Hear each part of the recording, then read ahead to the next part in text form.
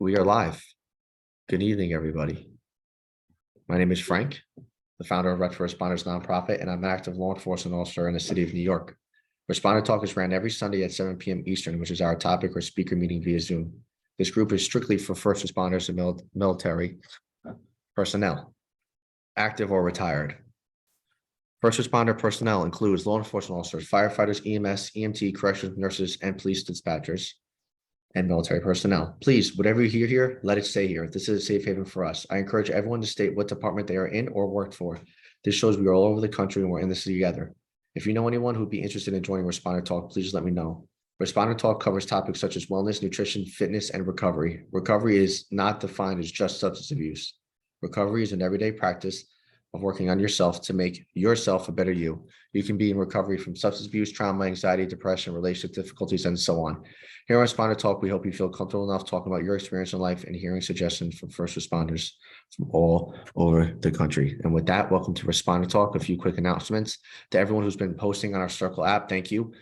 Keeps us accountable. It keeps myself accountable. Knowing that you're out there, you're grinding, if it's in the gym, if it's nutrition, what you're doing with the meditation, and that is circle.so app. It's been a great hit so far. I've really enjoyed it. It gives a little free space too, if I don't feel comfortable posting things on social media, I know I can share with you guys. We have two big events coming up, April 15th, the Beefsteak in New Jersey, and we have our Fit for Duty event in Reynolds Island in Manhattan. And we're expecting about 100 to 200 first responders there for a group workout. So that should be a hit. So for everyone who's signed up already, thank you. For everyone who hasn't and you're interested, please reach out to myself and the rep's Instagram or email. So less out of me. We're going to use every single minute tonight. It's very valuable. We're going to 8 p.m. and I am very honored to hand over the torch to the one and only Dr. Mark Cucuzzella. Doc, thank you for joining us tonight and giving us your time. And the floor is yours. Really appreciate it. Oh gosh, my pleasure, Frank. And thank you all for being on the call. We'll keep this, maybe my part about 20, 25 minutes and open it up for questions. But a little my background, I'm a retired Air Force, did 29 years as what's called a flight doc, a flight medic. So we understand a lot of similarities to your mission, the hypervigilance and that constant threat of people who are, in harm's way, which are people I dealt with. And then I left the military service to work more in the civilian world with diabetes remission and low carbohydrate diet. So I do a lot of work in that space now, dealing with obesity and diabetes. And I'm about to start working for the Veterans Administration. So you all are my people. So whether you're a LE or a military person, you're people that have really, served in a way and really put yourself in harm's way. And what's happening to you physiologically is different than what's happening to folks who are in normal day jobs. I had the privilege, so Greenie is on this call, Dr. Jim Greenwald, and it probably was about 10 years ago. We gave a talk in LA, kind of a collaborative talk between some folks in the mental health side, metabolic side, fitness side, really dealing with what was going on in law enforcement officers contributing to this early cardiovascular disease. So just so you all know what you're up against as a career. So I didn't know the data until Greenie invited me to do this talk. So it led me down the rabbit hole to try to learn more about law enforcement officers and why they were dying early. And the average life expectancy, I learned at that time, of a law enforcement officer was 55 years old, which was terrifying to me because they weren't dying on duty from, accidents, gunshot wounds, automobile. It was cardiovascular disease. And that was about 10 to 15 years, premature. And the average age of a first myocardial infarction for a law enforcement officer was 45 years old, which was about 10 years earlier than the general population. So something different was happening in that group. And certainly it wasn't because they were lazy and gluttonous, as conventional wisdom would want to say, well, the law enforcement officer is gaining weight because they're not exercising and they're eating too much. And you all know that that's ridiculously silly. So it led me to look. I understood insulin resistance at that time, which is an intolerance to carbohydrates. But so much in your life affects that, from hypervigilance, night shift work, stress, food at the station, lack of time to do aerobic exercise. You're doing a lot of high intensity short burst stuff. So it's like the perfect storm to develop cardiovascular disease.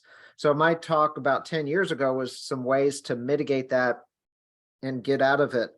But back to a little bit of why cops die young of cardiovascular disease. And when I looked at the data, it was a third, and third. And what I mean by that was a third of the heart attacks, and probably everyone on this call, if you're old enough, been in the force long enough, you have a colleague who had a heart attack.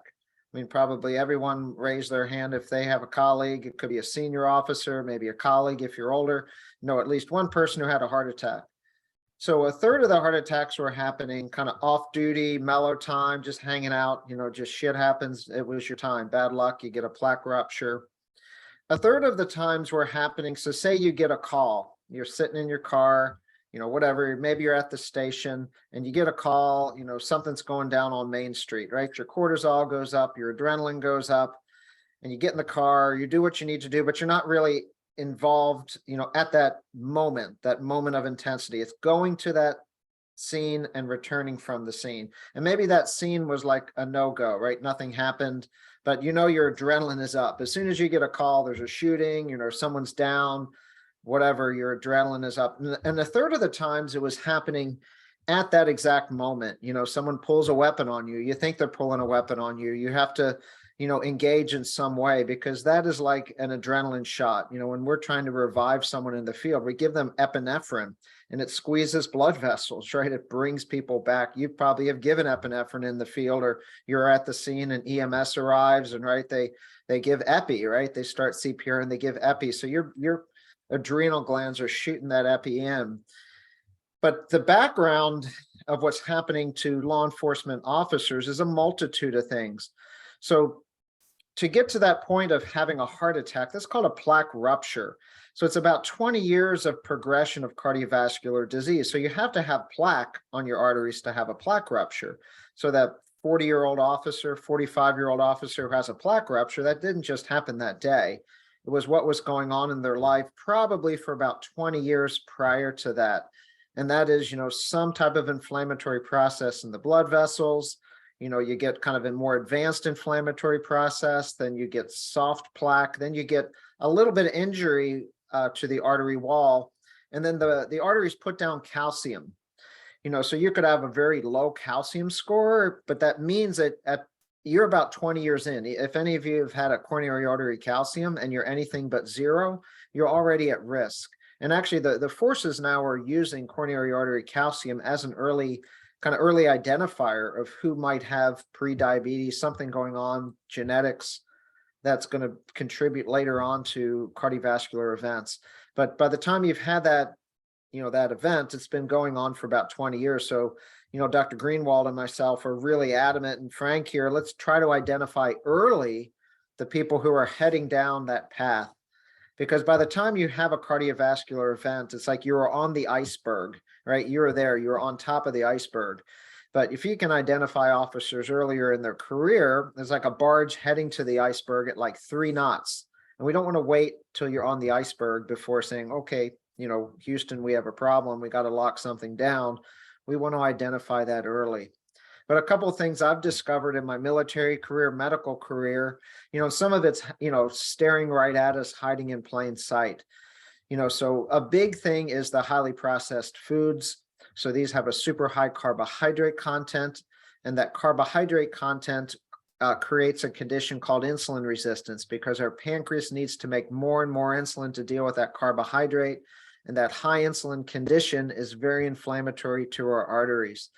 So everyone wants to be kind of cops, kind of vets, kind of military officers. You go and there's like, free food for vets, right? And you go in and it's always shit, right? It's always some kind of junk food, right? I think you guys can go into any 7-Eleven, they'll give you free soda, right? Every convenience store wants to have cops hanging out there, right? It's probably a good safety thing, right? No one's going to come in and pull a gun on, the 7-Eleven attendee at 2 a.m. or the Dunkin' Donuts that's open 24 hours, if you've got someone from LE there. The perfect storm for this, I mean, people make jokes about cops and donut shops, right? But actually the most palatable, meaning our brains just love it, most inflammatory food. And, I go to these talks and they actually identify the donut as the perfect storm for cardiovascular disease because it has a ton of sugar, but it also has very high calorically dense processed fats, meaning like the vegetable oils, the canola oils, and there's no protein in that food. So if you don't have any protein, you're going to be hungry again in an hour.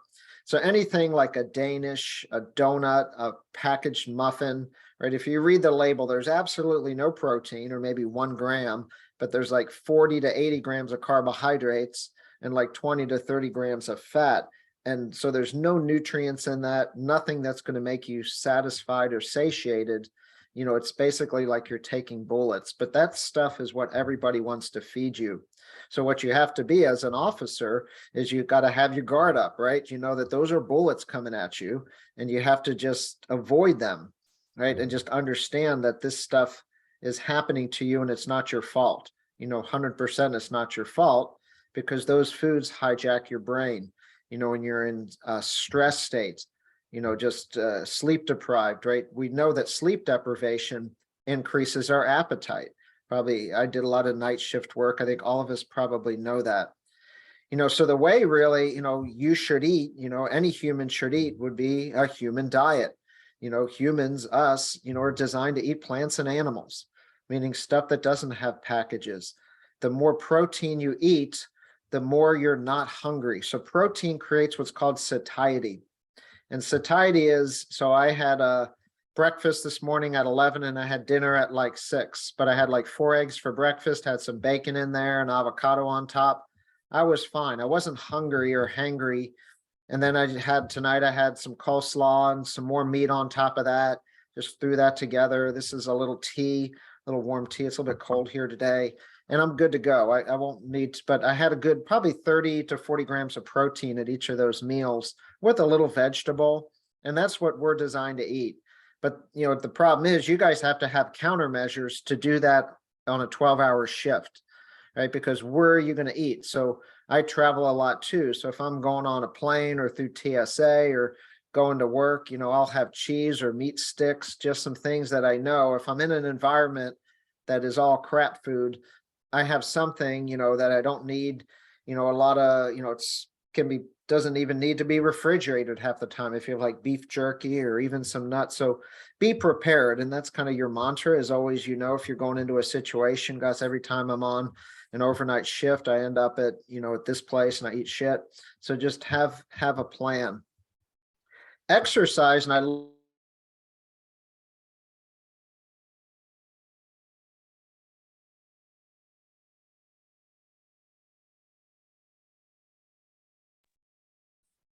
1 second, Dr. Cucuzzella. Was that just me or can you guys hear him or no? No? Okay. Something happened with the audio there. Can you guys hear now? There we go. Perfect. Okay. Somehow I have one of these fancy mics that screws up. So we'll go back to old school. But this book here, I hope it's pretty thin. You can read it, right? You guys like thin books? Yeah. So I like this book because it clarified a lot of things for me in my military career that relates to how you guys roll. And even what was really insightful in Kevin Gilmartin's book, was how your role and your job even differs from a firefighter.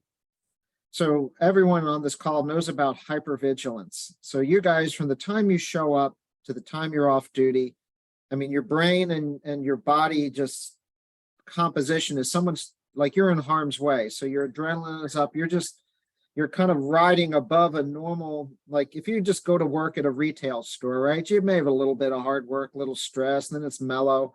It's kind of a nice, gentle plane. But you guys, when you go to work, you're kind of up here the whole shift, right? And then you get off work, crash, and that's where you're just isolated, cynical, depressed. Maybe you're just going to have to feed food to yourself.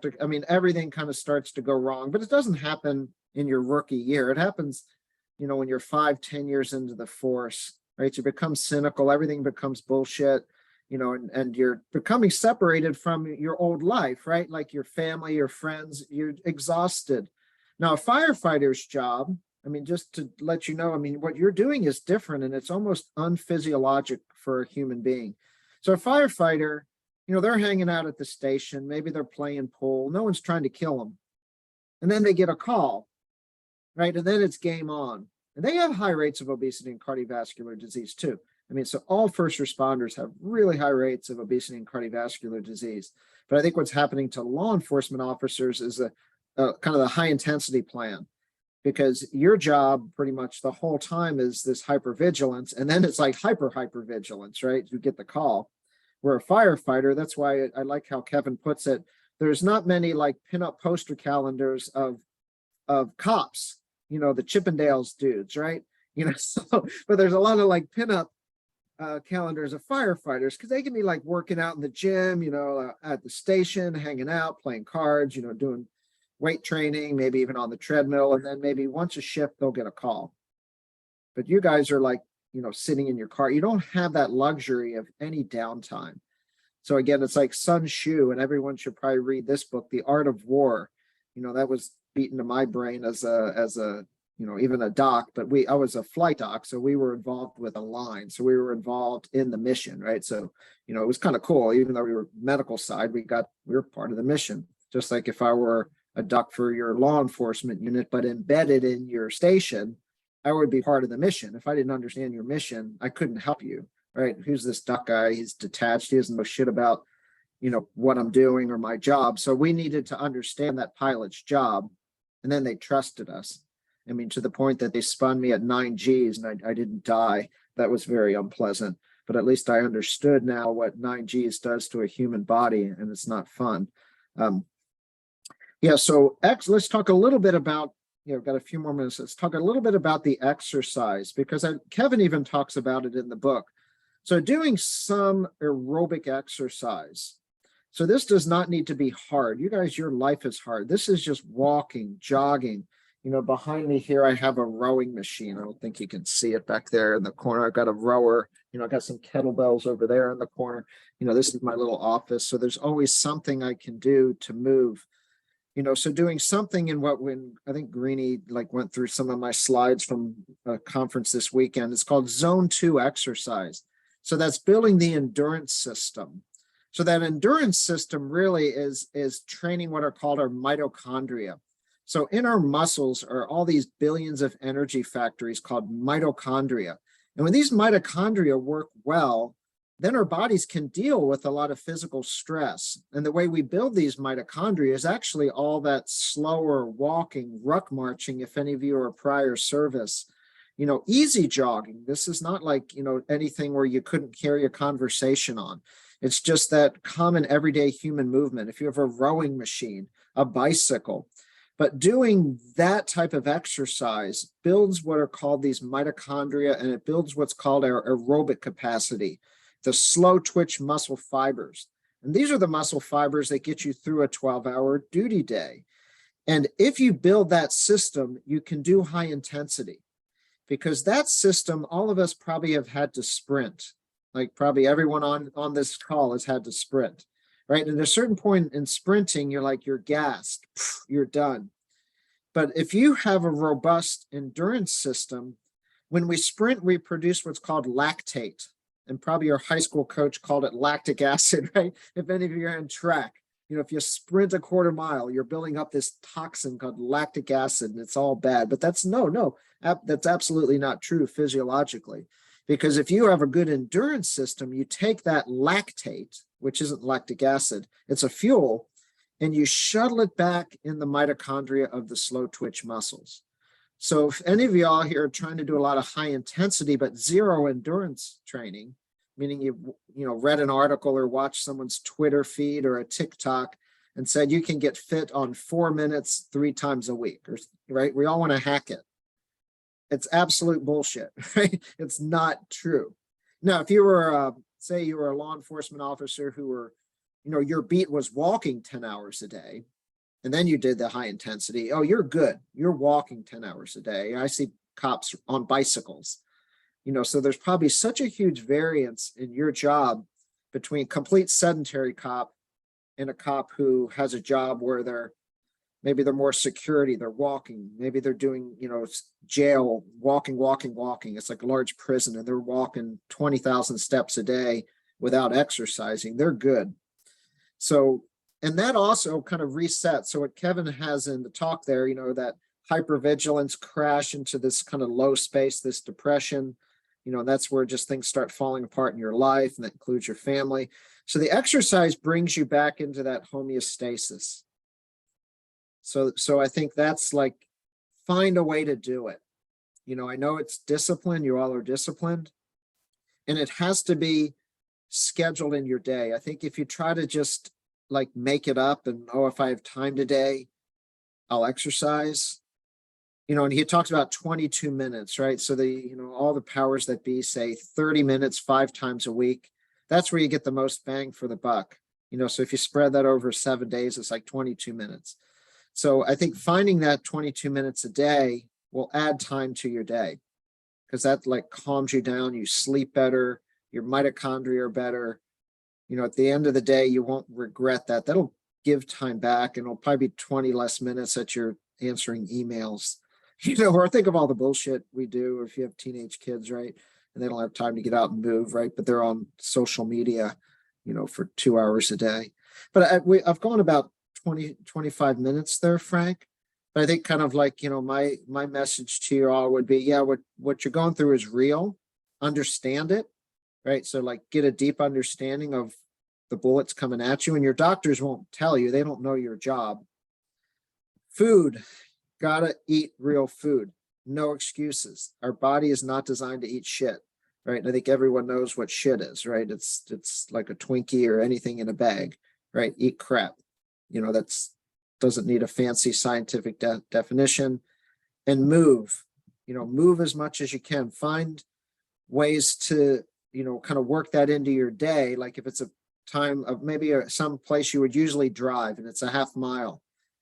I mean, you probably could huff it and walk it, get there, do what you need to do just as fast and walk back, versus let me drive to this spot. But sometimes you need the car with you. I mean, everyone has different issues and different excuses to say, I can't do it. If you're in leadership, we used to try to make time for people on active duty because they have to pass. I think one of the other problems cops get into that make the cardiovascular disease, so early. So I had to pass a fitness test every year in the Air Force. So if I couldn't pass my fitness test, I washed out. So you guys, like, once you're in, you're in. So you don't have like a stick that's like, I'm not suggesting that we should make a stick for cops that, you've got to pass a fitness test, but maybe in your mind, you're like, okay, I'm active duty right now. I need to pass this fitness test every year. What is that for me? Because once that kind of goes sideways, it's harder to get it back when it's 20 years off the rails.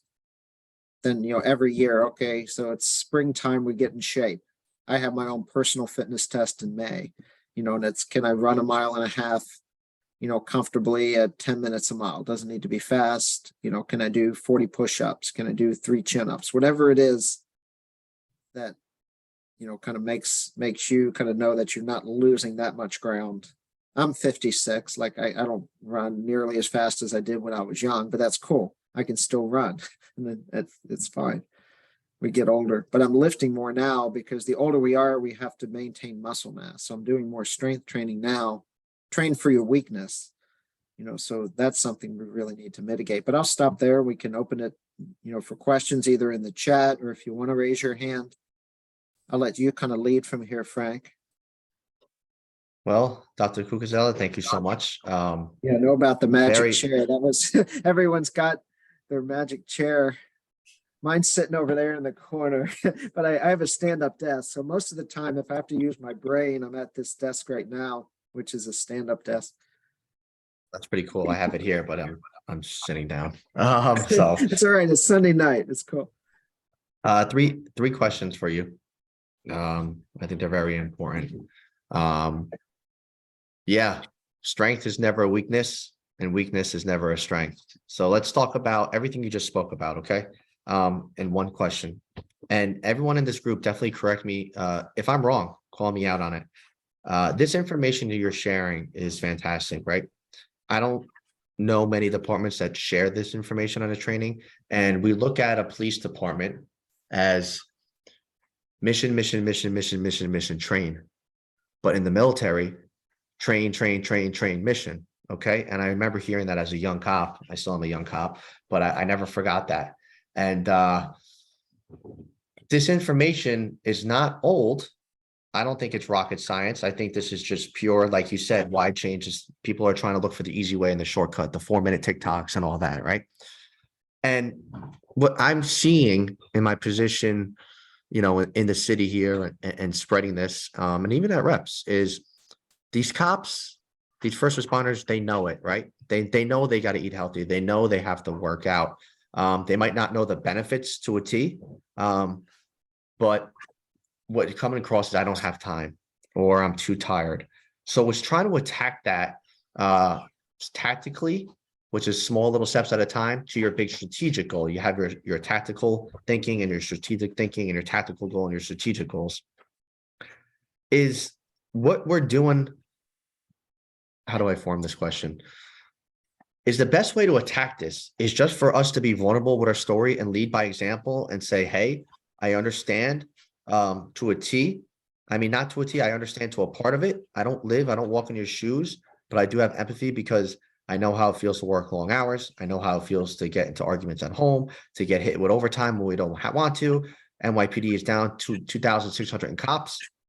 But we just have to keep being vulnerable, share our story and lead by example. And hopefully sooner or later, someone will reach out and be like, you know what, I want to start doing this. Is that the route to go? Or, I mean, I would love for the departments to shove this down our throat, but they're just not doing it. Yeah, it's gotta be self-driven. And I think the forces that are fighting against human health, whether you're a cop or just this week, it was called the World Obesity Forum. In 2035, over half of the world will be obese. It's terrifying, right? That's going to break the bank. And right now, I'm not sure what it is for LE, but you know, you're a model for youth. You know, so the survival of law enforcement is youth. I mean, would you agree with me there? Kids in high school that are competent, physically fit, strong mentally. You know, you want those kids, right? You want them to join. And right now, only 1 in 4, 1 in 5, depending on which region, are eligible to enlist in military service because of metabolic health and obesity. So, like, yeah, the eligible people now, you know, we just dial the standards down, right? You know, the Army's dialing the standards down. They're having, you know, obesity boot camp for high school kids. You know, we've got so many smart kids who would make great officers, whether they're going to be law enforcement or military right now, who aren't eligible because they're already broken even before, like you guys, probably everyone on this call, you know, if you got broken, you weren't broken before you joined, you know, you got broken after you joined. Now they're already broken.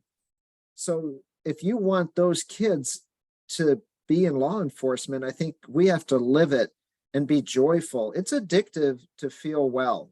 I mean, so, you know, I treat a lot of people, they feel like shit. They feel like shit. You know, I get them off carbohydrates, just get them to walk. And in like 6 months, they're 50 pounds less. They're off their medications. I feel good. This is addictive. Their bodies is not storing more energy. Their body's making energy.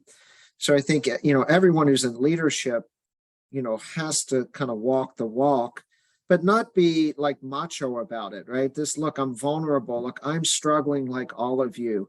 I have to get up at 5 a.m, right? But because I do that, the rest of my day works. You know, I get up at 5 a.m. to exercise. There's no other time, but I sleep better.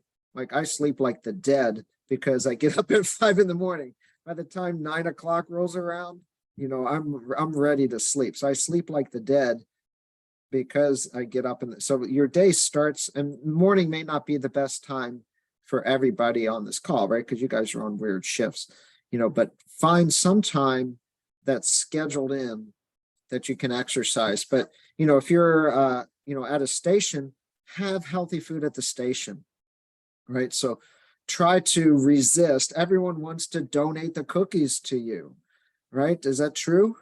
Everyone wants, there's leftover food from some church picnic. They're going to drop it off at the cop station, right? Like, no, if there's some leftover, maybe some leftover fruit. See, the problem is the meat's not left over because it's delicious. It's all the shit that's left over, the non-perishables. But maybe set some ground rules. I mean, like I work in a hospital and like we feed patients junk food. You know, we feed sugar to patients. We feed sugar drinks. And I got all that out of my hospital. But then the administrators put it back in 4 years later. So I resigned. I quit. I said, this is crazy. You know, we did something at this little hospital that no other hospital in the country had the guts to do. And we did it because I built relationships with every department about why we're in the most obese state. My state, West Virginia, is the most obese in the country. And we're feeding our staff and our patients the food that create the diabetes and obesity in our own staff, right? Like our own staff, our own people who work there, you know, and yeah, everyone's like, yeah, I'm in, right? Just like, you know, 20 years ago, we got cigarettes out of the hospital because like we shouldn't have them in a hospital, right? You can go to 7-Eleven and get them. We weren't banning them. You can't do it here. So maybe you would make some, and I know the Lafayette, there's one police station. I think Greenie has seen the posters. So there's, you know, you make a sugar-free space, right? So if there's like Mountain Dew and, you know, the Red Bull with the sugar, if there's all those drinks, they don't give you energy. Those drinks do not give you energy, right? They suck your energy. Now, a little caffeine, I mean, this is strategic for pilots, right? If a pilot, we have what are called go and no-go pills.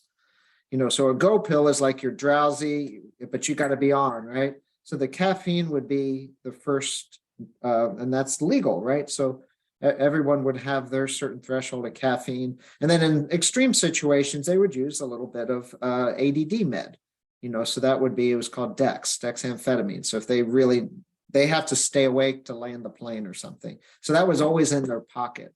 And a no-go pill would be, okay, you just landed a plane, you know, in a hostile area and you got to get to sleep and get back in the plane in 10 hours, right? You guys have been there, right? You get someone just shot at you and you're supposed to drive home and get to sleep and be back on duty in 10 hours. So your no-go pill is probably alcohol, right? So there's something like that. But they would use different, you know, legal pharmaceuticals in those extreme situations that they just needed to go down. So having that rhythm in your life that, you know, okay, I'm worked up. What am I going to do to calm myself?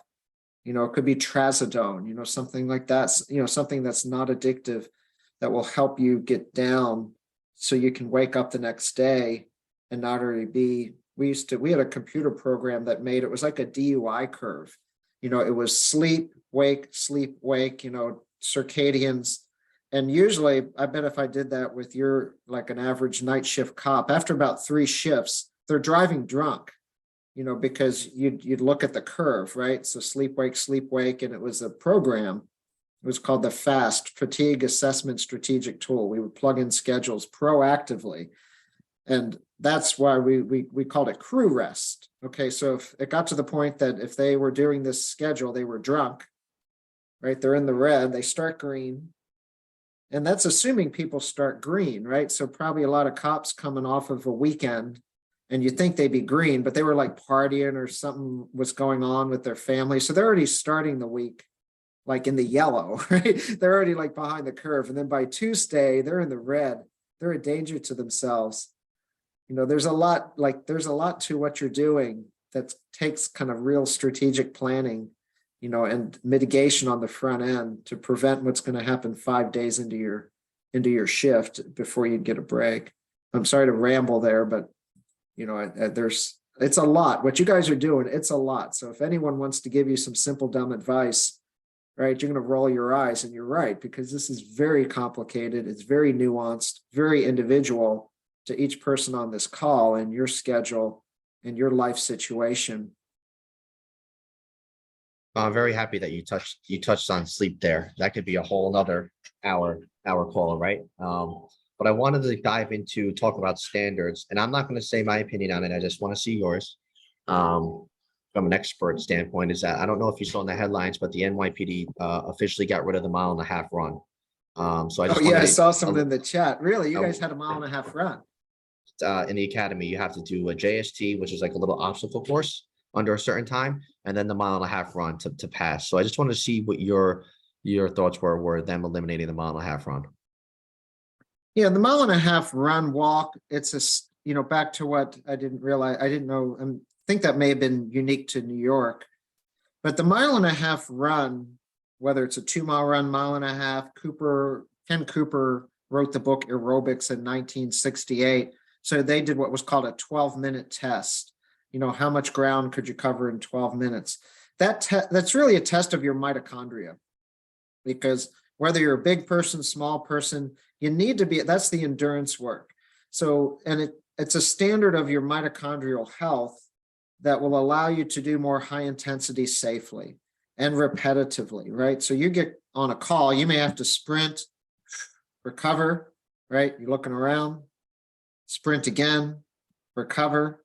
So if you have an aerobic, I'm just talking physiologically, not knowing, how many recruits you're trying to get, and right, you got to fill your force. But the reason that in Marines, Air Force, Navy, Army, they all have an endurance component to their fitness tests, even if their job doesn't involve running, right? How many jobs in the Air Force, we call it the chair force, right? How many jobs in the Air Force involve you to run somewhere, right? We get on a plane, we're sitting around at the post. Now the Marines and the Army guys going down range, they're rucking. They're not really running that much, but it's the same thing. They're building these slow twitch fibers, building the mitochondria. So I think it's a safety thing. So if someone can't, I don't know what the time standard was, but what approximately was the time standard? It was probably like a hard walk. Like if you could just. It was a 14:21. So 14:21. So that's a 10-ish minute mile, right? So maybe a little 9-minute mile. And it's 18, 20-year-old kid. I would hope most, unless they had a physical disability, could do that. And I helped develop a program for the Air Force. I think it's still on YouTube. It was called Couch to BMT. So basic military training, is down in San Antonio, and they know when they're showing up, right? So you got to show up. You're an 18-year-old high school kid. You're showing up in August for basic military training. You can't get in shape during basic military training, right? That beats you down. You have to get in shape before training. And if they're not in shape when they get to basic military training, they're going to wash out. They're going to get a musculoskeletal injury because they're not fit to do any of the duty that they have to do, even during basic training. But we don't own them before basic training, right? You can't tell a kid who is recruited by the high school recruiter who's meeting their quota and getting paid for that. He just wants to sign up every kid. But we want those kids to succeed. So what we want to do is inspire them and say, look, we want you to succeed. Say they have to show up at the academy in August. You want these folks, whether there's a time standard or not, your life depends on your physical fitness. If you're not fit, you're not just a risk to yourself, you're a risk to your partner, right? So everyone probably out there has a partner. And just like we won't send someone downrange, deploy them if they don't meet fitness standards. Because if someone is a liability, they're putting everyone else at risk. And I think sometimes that helps inspire the youth, right? You don't want to put your buddy at risk, right? I think everyone on this call, like, you care more about your buddy than yourself most of the time, right? Like, that's your buddy, right? We called it a wingman, right? That's like, you're going to do everything you can to not let your wingman down. So I'm just thinking of ways to frame it. Like, you will have someone who's going to save your life, right? That's your wingman. Whatever your mate is there. So you need to be fit. But yeah, you're trying to fill a force, right? And right now, if you went into, when Greenie was in high school, if you went into the past, gave fitness tests to every kid in high school in the 70s, like you watch these videos from the 70s, right? They're like all doing, it's like a CrossFit workout. And this is high school gym class. It's like every kid, right? Greenie, like every kid is like, it was normal. Like, this is like, we didn't have TV. We like climbed every kid, was born in 66. Every single kid in my grade school could rope climb a wall. That was like the ropes in the gym. Like, we all could do that. Like, that was normal. Now it's abnormal. Like, only like kids can't do that stuff anymore. So now you're trying to recruit from a pool who are already broken by the time they're in high school because of really what I'm speaking tomorrow to our local school board, because what we're feeding children on free school lunch programs in grade school and middle school is toxic. I mean, we're the only species that's creating our own demise. No other species would feed, right? If you're a wolf, right, you're going to go find some meat and bring it back to the pack. If you have someone back at wherever the wolves hang out, right, you're the alpha, you're going to get the best stuff for yourself first, right? And then but you're going to bring some back to the pack, but you're not going to bring toxins back. But we are really doing that. And you're probably witnessing that on a duty shift, right? You're watching people self-inflict, right? We know that, and you just shared the suicide email, right? So that's self-inflicted wounds, but we're like death by 1,000 paper cuts. But it's not your fault again, right? Because of this hypervigilance, the food environment, like we're all giving ourselves paper cuts. I mean, would you all agree with that? It's just like constant paper cuts till it hurts. Yeah, I think that's a great explanation to when that leads to how it's like, I know that this is bad, but how do I stop getting all these paper cuts, right? And I think it's showing our own scars from our paper cuts and be like, hey, I've been here, and it doesn't have to be as deep anymore.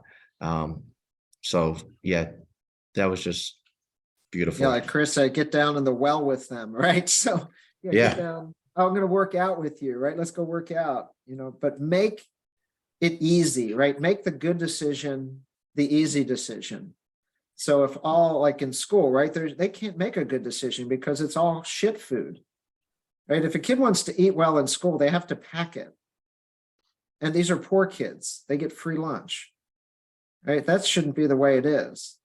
Like, my kettlebell's sitting right there, right? So my rowing machine's right there. Make the good decision, have whatever it is easily accessible. Okay, let's try to slice some duty time.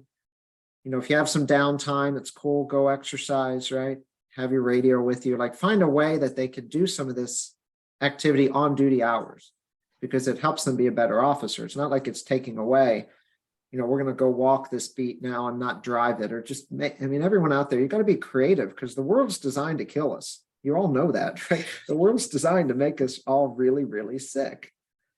So I see someone, Joseph there's some hands up there. I'm gonna let the pack go. I know Dan had his hand up first, so I'm gonna go to Dan and then I'm gonna go to Joseph. And then I'm gonna go to Greenie. So Daniel, welcome, my friend. Good to see you. Nice haircut. Hey Frank, how you doing? Doc, how are you? Thank you so much for being here and for your conversation. We definitely appreciate it. Just like a couple of mental notes that I've made from listening to everybody. I would say from the job standpoint, I don't think it's the job's job to motivate or dictate on how we take care of ourselves. But I think it's the job's duty to elevate how we take care of ourselves. And by elevating us, they're giving us the tools to be healthier. Because I think we all have that decision in us to, make good decisions. We're all, we all have that in our minds and our souls to make good decisions. Even myself, like I've had many conversations with Frank and one of the biggest conversations is the drinking, right? And even with Joe, having the conversation about drinking and kind of coming to realization. And you brought up, which also Dr. Palmer brought up, the whole mitochondria aspect of the body and that breakdown. And I think that's something that a lot of people don't realize. And I decided beginning of last month, to do a year of sobriety. And I said, I'm going to do a year of sobriety because I want to see, is it really going to make that big of a difference in my life, in my lifestyle? And I'll tell you something, in a job where it's encouraged, but it's almost expected for you to be a drinker, the support that I've gotten from people when I say, you know, inside the job and outside the job, when I say I'm going to do a year of sobriety, you know, it's pretty impressive to me. It's actually, Good. it hasn't been as, you know, oh, come on, you got to fucking drink, you're a pussy, whatever, you know. But I will say mentally, because I haven't been drinking, I feel 10 times better. But it's also the thing that comes with that is now with working out and putting all that stuff into play, it's something that I can't go without. Like I cannot go without going to the gym. I have to make it a point in my day to do it. But that was a decision I had to make, because it's a lot easier to sit here and be a fatso. So it's a lot easier to sit here and do nothing, right? It's a lot easier to sit on the couch and do nothing and say, you know what, I'll start the gym tomorrow. And then tomorrow comes and you say, you know what, I'll start the gym tomorrow.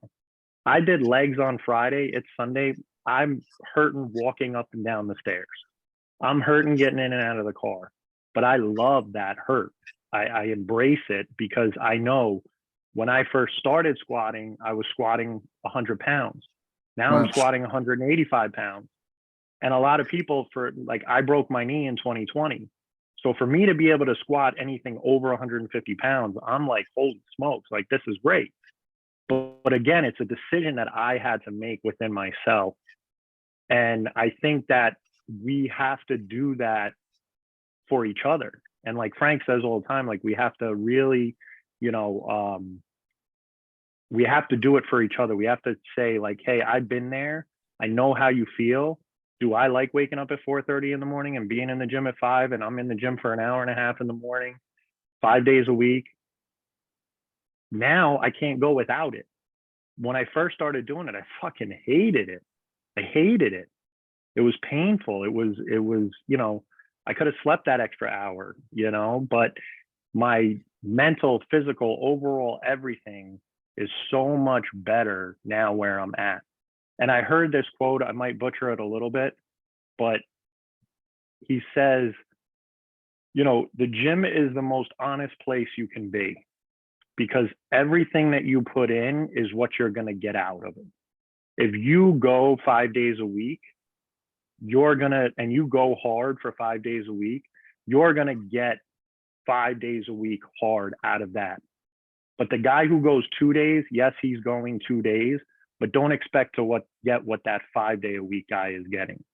And I think that that's something that, one, for us is very important, because you get out of this life exactly what you put into it, no matter what the obstacles are. And number two, it sets the precedent for people around you and the younger cops, because if they see me with 16 years on in the department, totally doing a 180, saying, you know what, I need to get better. If you saw a picture of me in uniform in 2019, you'd be like, who is that guy? Wow. I lost about 40 pounds, but it was a big 40 pounds. I'm 6'8", 245 right now. I was like 275, 280 pounds. So, you know, I lost a lot of weight, and I only did that because I had to do it. But you're maintaining your muscle because you're lifting. But I'm maintaining my muscle, yes, because I'm lifting more. And so, you know, but I think it's important that, you know, like Frank said, we can't force the job to, you know, be held responsible. They can't dictate, they can't motivate, but they should be elevating. And by elevating, it has to come from within, which means it has to come from us. And conversations like these are extremely important. And, you know, we have people who are on this call week in and week out that get it and are spreading the message and doing the things. And Frank and his team are phenomenal.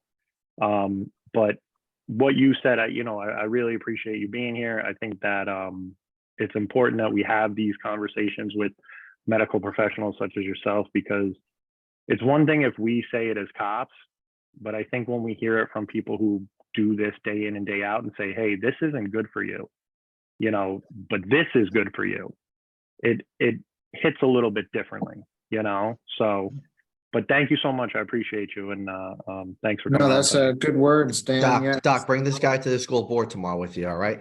Yeah. Get this guy out there speaking. No, it's all good. Yeah. Just model. I'm on my way.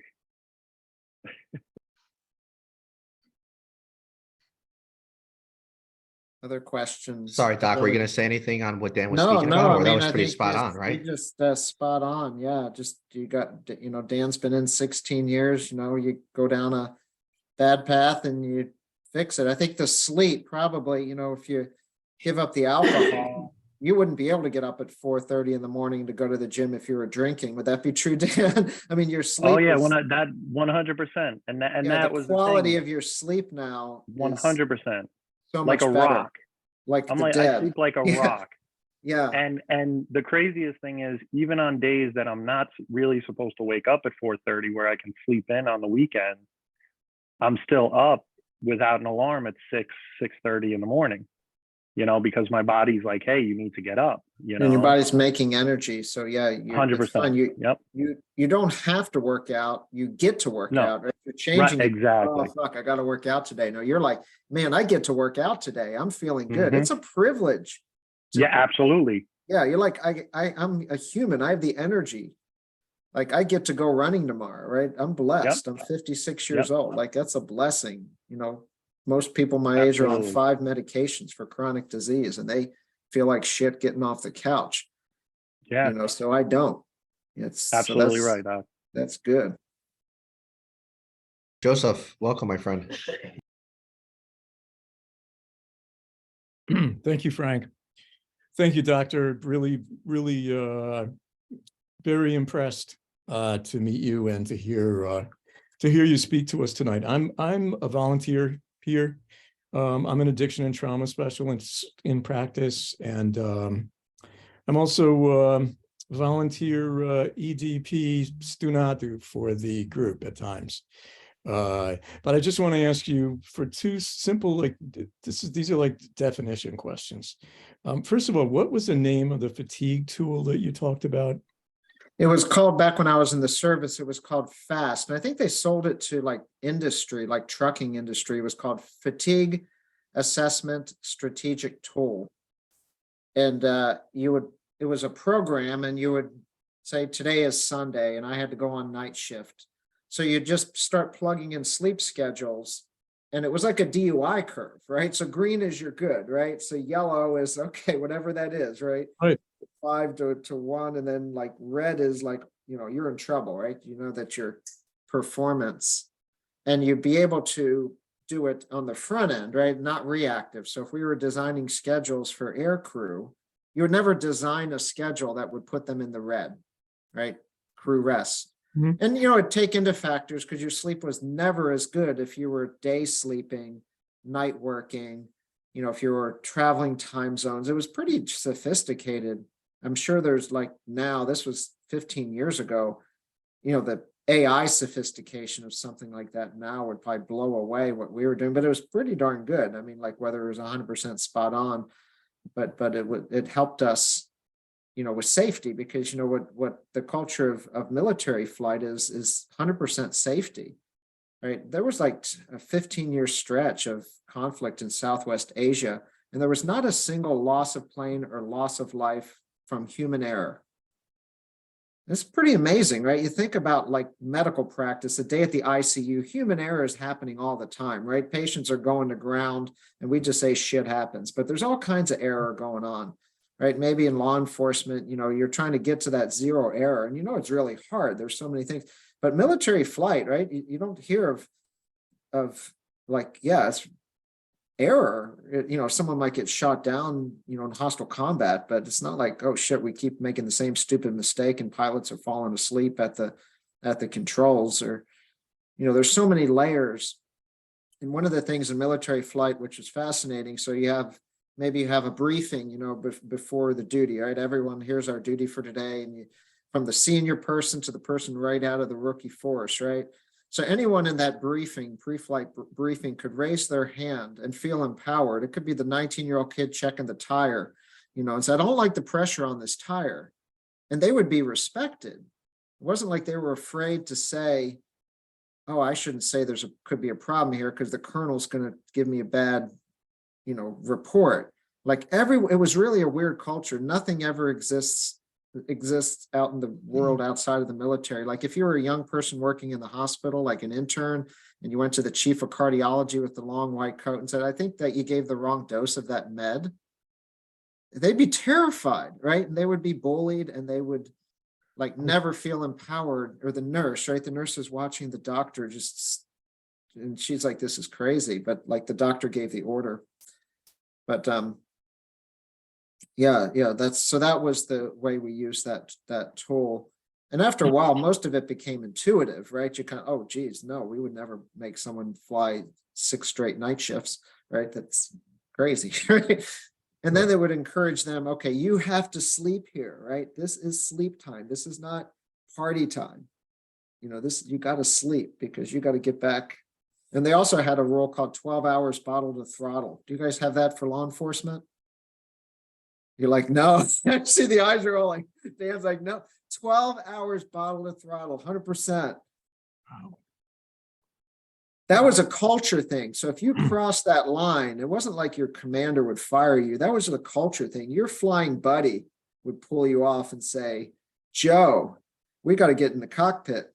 I mean, if it was 13 hours, right, they'd be at the club slamming them. But 12 hours, game back on. So there's sometimes these kind of culture things are powerful for safety, even though they're not like hard laws or rules, because we're all in a culture. And the culture is safety and self-protection. You know, protect your buddy.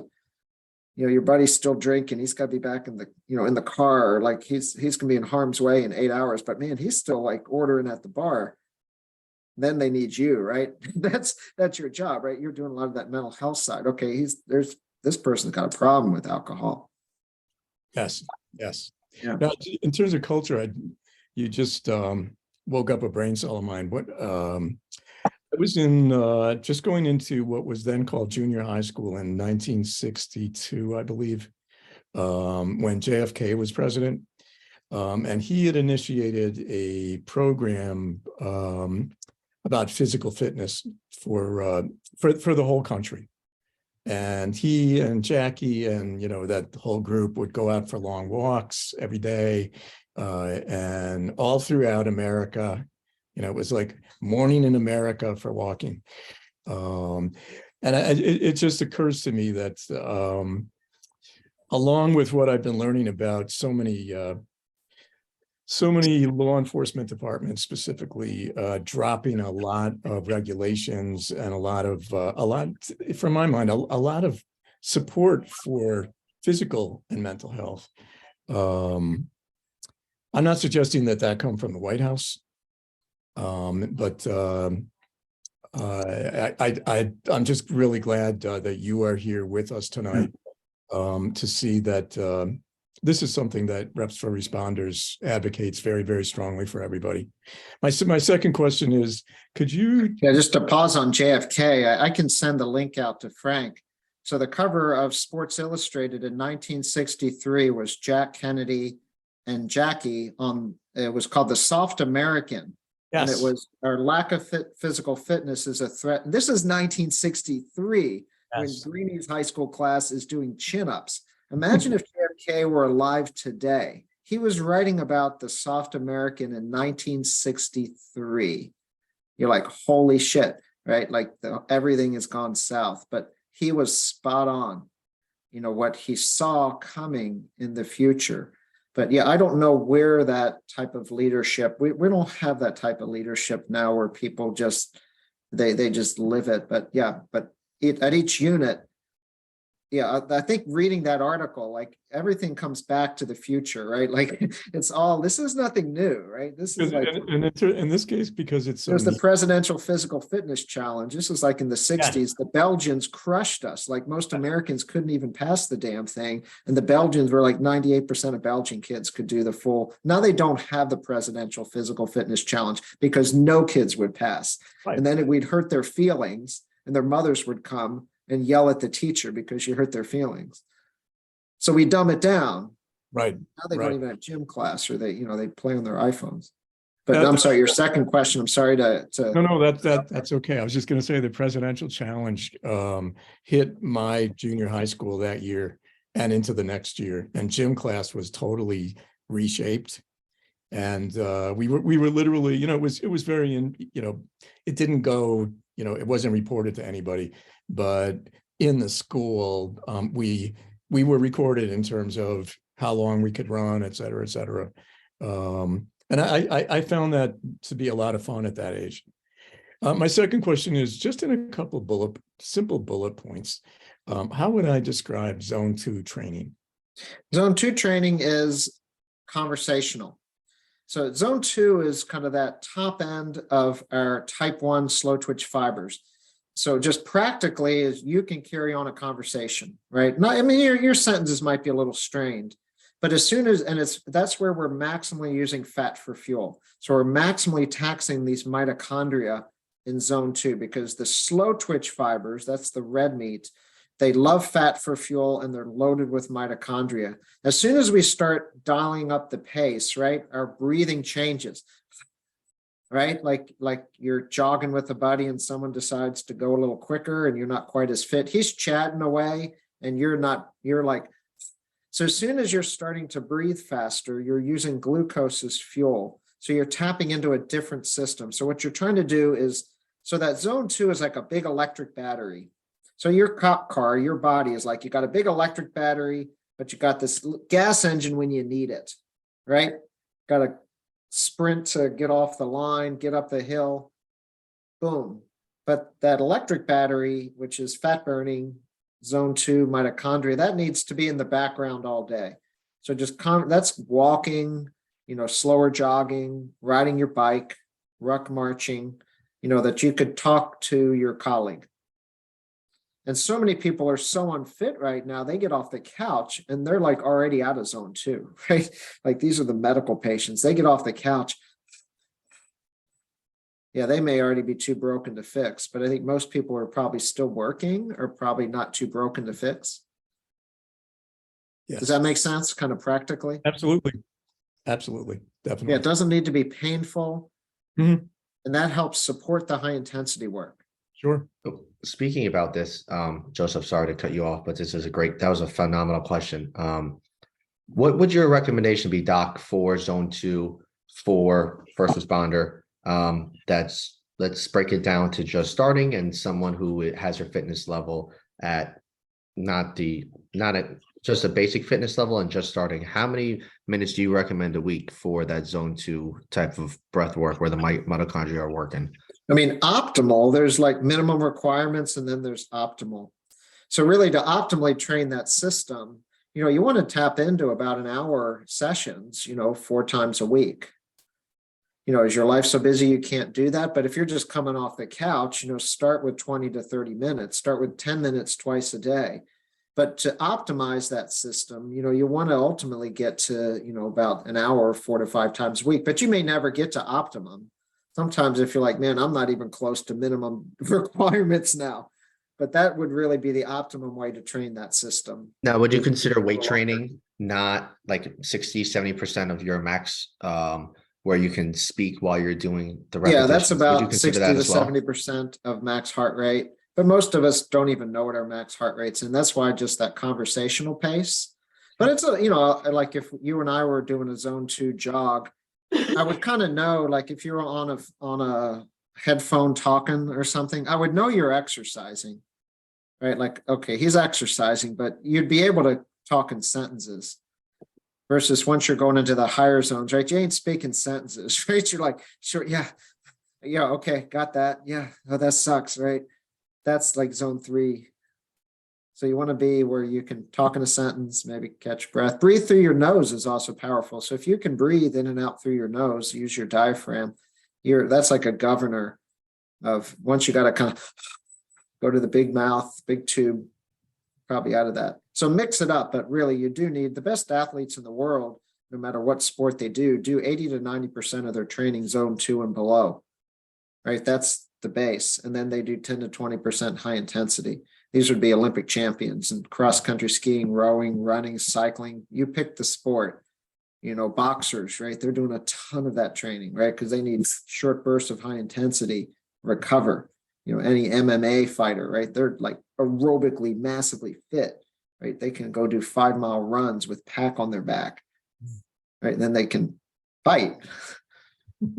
6 rounds. They used to fight 15 rounds when Joe was around, right? Remember the 15 3-minute rounds? Like those dudes were super fit. And then Tyson came along and he just takes you out in 1 round and the game changes. New strategy. Well, thank you, Joe. Thank you for Thank you very sparking a much. great conversation. Thank you very much. Thank you for being here. I'm gonna pass it over to Greenie. Greenie's been sitting there patiently waiting. Hello, my friend. Hey, Frank. Good job, Mark. Good job. So yeah, we wanted to, the thing I wanted the group to hear was your thoughts on zone 2. We need to go much deeper on that. Joseph brought it out. Frank, you brought it out. We need to know more about that, especially for the people in this group who are recovering. It's critical. Last week, we heard 2 people in this group talk about exercising, and then we heard Frank's dad, who had a kidney transplant, talk about just getting up and walking and getting out and breathing, and he was in zone 2.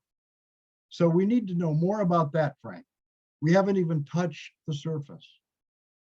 And the other thing, and I don't think, we don't have time for it tonight, but Dr. Cucuzzella, many of you know, but some of you don't, is an elite athlete. For 30 years in a row, many times each year, he ran a marathon under 3 hours. Guinness Book of Records stuff. Wow. But during that period of time, and this is when I got to know him, he got in trouble with carb loading. And he got in trouble with the types of diseases that we want to prevent. And so, Mark, I don't know if you can tell people about the dangers of carb loading if you're running your butt off. You're running your butt off. You think you can eat anything, but you can't. Yeah, we had it up backwards. Yeah, so maybe as an 18-year-old, you can kind of get away with that, but you're just chasing the carbs. But really that endurance is about being able to use, so zone 2 is you're maximally using fat for fuel. And our bodies are really designed to use fat for fuel, whether you want to lose weight or not.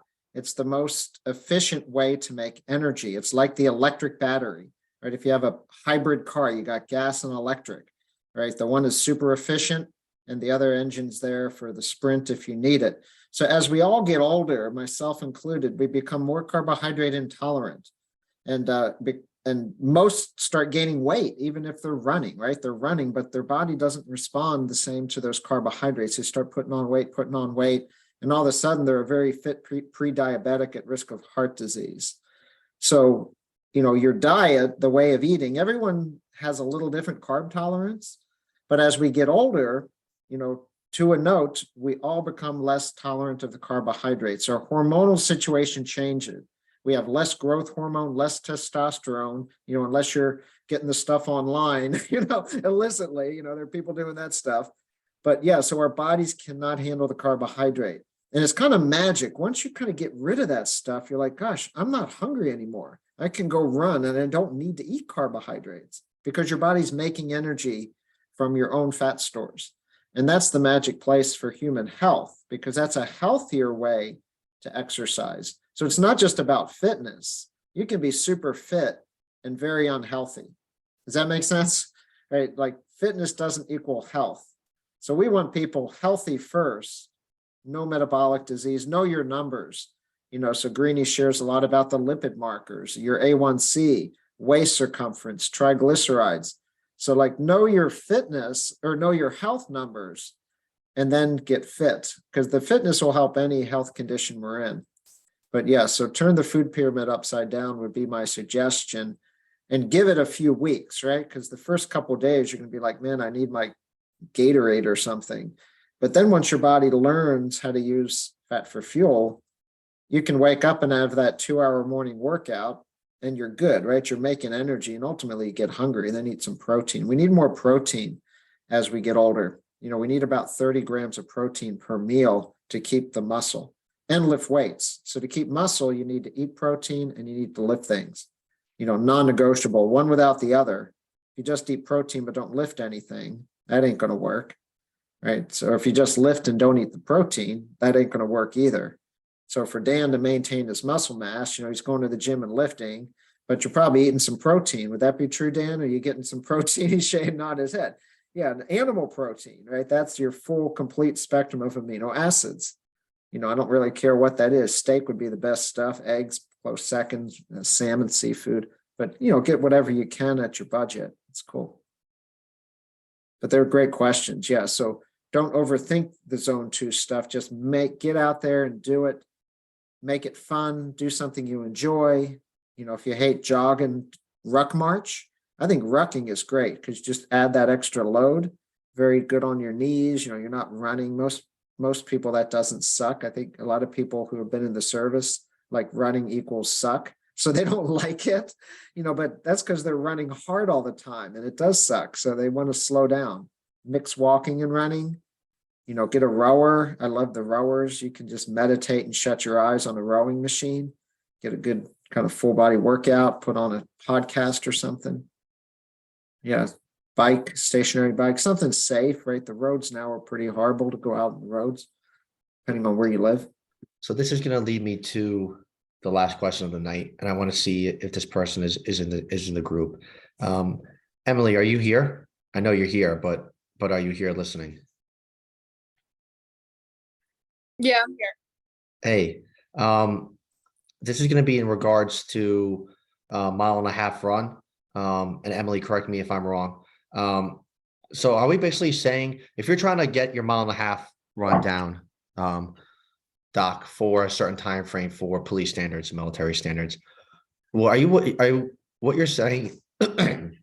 Oh man, frog got down there. Is what you're saying is that you should be training zone 2 80 to 90% for that instead of going out and running as hard as you can, a mile, Yes. 1.5 miles. Can you speak? Because Emily may or may not be training for something, and the best advice you can give to shave off minutes or seconds on your 1.5 mile run. Yeah, this takes weeks and weeks. So say your 1.5 mile run is 14 minutes. So that's going to be, it's 6 laps. So that's like over 2 minutes a lap, correct? That's like 2 minutes and 30 seconds a lap is 14 minutes for 1.5 miles. Everyone on this call can run 1 lap in 2.5 minutes, period, right? So no one on this call or no one at your station is limited by speed. The problem is they can't do 6 straight at 2.5 minutes a lap. So what happens is over time, you start running easier and it might be 3 minutes a lap, but you're conversational. A couple weeks later, now you're running 2 minutes and 40 seconds a lap, conversational. A few weeks later, now you're running 2 minutes and 30 seconds a lap, conversational. Now, when you do that all out 1.5 miles, you're not going to be conversational, but you're kind of building the pyramid from not the food pyramid, right? So you're building that base. So there's kind of 2 levels. There's that first level of aerobic threshold where you're kind of now you have to breathe harder. And then there's that real red line level where you're really getting acidotic, like you can maintain about a minute. So what you do by raising that first level, how fast can you run while singing a song, raises that level where you need to do that 1.5 miles. So you don't take it from the top. Well, I got to do more speed work. No, absolutely not. It's not a speed event. It's 2.5 minutes a lap. I mean, you could power walk that pretty much. So you're limited by your endurance. In 99% of people I've worked with in my military career, none of them are limited by speed in a 1.5 mile test. They're limited by their endurance. Does that make some practical sense? I think it makes more than practical That's sense. physiology. I mean, we go into all the science of it, but bottom line is they're not limited by speed. Train for your weakness. Your weakness is endurance. Now, if they're MET-S, metabolic syndrome, obese, pre-diabetic, fix the food because their mitochondria are broken. They get acidotic off the couch. So you work on the diet, work on the sleep, work on the stress. We're trying to fix the mitochondria. 1.5 mile test is a mitochondria test. Mitochondria work well. It really is. It's a run test. It's a bike test, whatever it is. It's always been those damn mitochondria. There's fucking mitochondria, right? Thought I didn't have to know anything about them after biology in high school, right? The plants have them too. So, but no, they're the energy factories. So every time you do zone 2 kind of work, aerobic work, you're building mitochondria and you're building capillaries. So this is the blood supply to the mitochondria. So you're building a bigger engine, building a bigger battery, but it's slow. There's no hack. There's no shortcut. There's no 4 weeks to off the couch and running an amazing 1.5 miles. This is your baseline fitness all year round. We all should be fit for duty. So this shouldn't be, oh, I got 6 weeks before my test, time to get in shape now, right? No, this is your safety and your colleagues' safety to have some level of physical fitness that protects you from all the bad stuff that can happen to you in a duty day. So we're talking this will be the last question. We're talking about training for running here, right? Or training for basically anything, because if coming from a powerlifting college football background and playing high school football, what do? The first 3 days of practice, you're in college, at least you were never in lowers, you're in uppers, which is the pads. And you were going at 50-60%, right? We weren't tackling. And then on a Thursday, you would just be your game jersey. And then you would have the game on Friday or Saturday. So you weren't going hard the whole week. Same thing with the NFL. In regards to training like this, then if someone's running, let's use running, let's just run the 1.5 miles. What do you recommend for, is it going back to zone 2 of 4 to 5 days a week so you don't get shin splints, so you don't hurt yourself, or like, I got to run, I got to do this because I got to get better? What's your recommendation on that? And how do you kind of break that mindset barrier? Yeah, so if you're not running at all now, start walking. So I like starting people on like a walk run, because you're using different muscle systems. So if you've not run at all and I tell you to go out and run 30 minutes of zone 2 and your running is really dysfunctional, so you start like walk 3 minutes, jog a minute, walk 3 minutes, just kind of time on feet. But ultimately, as you get more fit, maybe getting some belly fat off because you fixed your diet, it becomes easier. Because as soon as you start jogging, if your heart rate's jacking to 180, right, that's no good, right? Calm that down. So start walk, run, but gradually, in about 30 days, you're probably going to be jogging more than walking. So start where you are. Like if you haven't run in 2 years and you go start jogging around the track, at 1 lap, you're already gassed. And you see that in the military training, right? So we're training these people wrong. We have to slow them down. They're all type A, right? You guys are all type A. Sunday night, you're on a phone call, right? You're all type A. And that's okay. You just have to understand that, let that work to your advantage. But we need to put kind of the brakes on the people that are type A, because they'll go out and they'll exercise too hard and break themselves. Then you have the other side, who don't want to get off the couch at all. They need a little bit of a nudge. So you have to know, horses or mules. Horses will run till they break. They're like Marines, right? That's why they join the Marines. And then there's folks that, like, if they're at all uncomfortable, they're going to stop. And it's not that one's better than another. They're just 2 different species. So if you're training people, do you see that in cops? Some are like horses. They'll just break. They'll go so hard they'll break. And then other people are kind of like, they're just kind of move at a different pace. Things get a little uncomfortable and they slow down. And it's okay, right? You just need to know your strategy on how to work with both, because they're both species are very valuable to your force, right? You don't want to scare the mules out because everything's run by these horses, because they're going to have short careers, right? They're going to break themselves. Maybe the mules, the tortoise and the hare, sometimes the tortoise is going to have the longer career. They pace themselves better. Wow. I'm just gonna, thank God we recorded this. This is a great tool. Like Greeny said, this is really just a start for, not only myself, to always just going back to the drawing board, always looking at what you're doing. Is it working? Is it not working? Why is it working? Why is it not working? And it's calls like this that allow you to go back to the drawing board. So before we wrap up, does anyone else have any questions or comments before we wrap up, to give the whole group conscious a chance here? And it could be about anything. It's a privilege to be on. I appreciate you all taking your time and the great questions and for being there for your people. anything I can do to help, let me know. I'm on your team. Well, thank you very much. I greatly appreciate that. And Greenie, thank you as always. So we always have a nice way of closing out. So Dr. Cucuzzella, thank you so much for being here and sharing your strength and experience and hope with us. So we're just gonna have a moment of silence for all the sick and suffering on the screen, off the screen, who's working tonight, who's getting that adrenaline cortisol dump, and who's gonna be sitting on that magic chair and may and most likely don't even know about this meeting. So let's have a moment of silence.